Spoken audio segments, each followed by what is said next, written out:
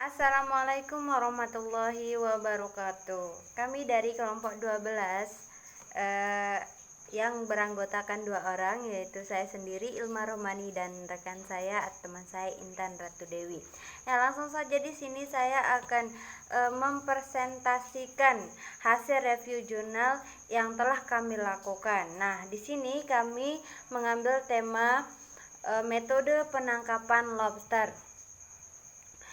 Jurnal yang kami ambil, jurnal yang kami gunakan sebagai acuan yaitu budidaya lobster Vanulirus sb di Vietnam dan aplikasinya di Indonesia yang ditulis oleh Ahmad Mustafa. Nah, di sini hasilnya penangkapan benih lobster dilakukan dengan metode seperti jaring yang dilengkapi dengan lampu, penangkap dari karang dan karet, serta menyelam dan menangkap. Produksi tongkolan lobster dilakukan dalam keramba jaring apung dan keramba jaring tancap. Pembesaran lobster dapat dilakukan dalam keramba jaring apung, keramba jaring tancap, dan bak beton. Nah, untuk yang di Vietnam itu metode-metodenya bisa kami jelaskan. Yang pertama itu tadi yaitu penangkap dari karang apung,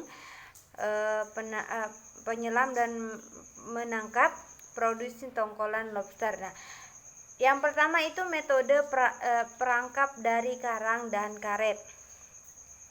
Nah, yang pertama perangkap dari karang memiliki bobot antara 2-5 kg. Pada bagian permukaan karang dilubangi sampai kedalaman 10 cm dan ukuran diameter lubang 0,25 cm. Perangkap dari karet juga dibuat lubang seperti pada perangkap dari karang. Perangkap dari karang dan karet digantung pada tali panjang atau rakit tancap.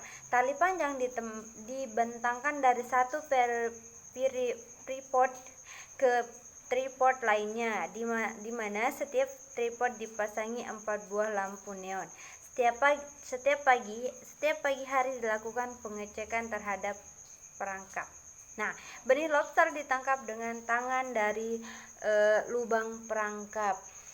Nah, selanjutnya untuk menyelam dan metode menyelam dan menangkap.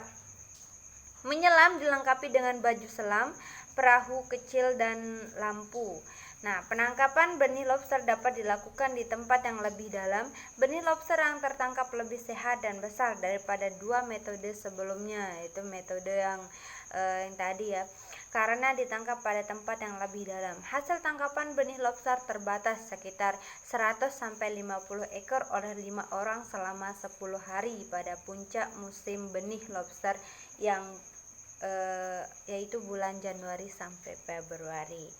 Nah, selanjutnya untuk produksi tongkolan lobster. Produksi tongkolan lobster dimaksudkan untuk memelihara benih lobster dari hasil tangkapan di alam selama 4 bulan untuk mencapai ukuran tongkolan yang sudah siap untuk dibesarkan dalam keramba jaring apung. Nah, untuk selanjutnya yang metode yang biasa digunakan di Indonesia akan dijelaskan oleh rekan saya Intan Ratu Dewi. Baik, langsung saja.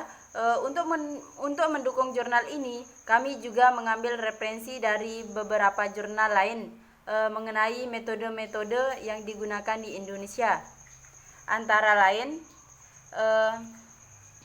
jurnal yang ditulis oleh Edi Miswar dan kawan-kawan yang berjudul Rekonstruksi pintu masuk bubu lipat lobster dan pengaruh penggunaan tutup terhadap hasil tangkapan, di mana metodenya yaitu menggunakan bubu standar, bubu modifikasi 1, dan bubu modifikasi 2. Selanjutnya yang ditulis oleh Muhammad Junaidi dan Mat Sardi Hamzah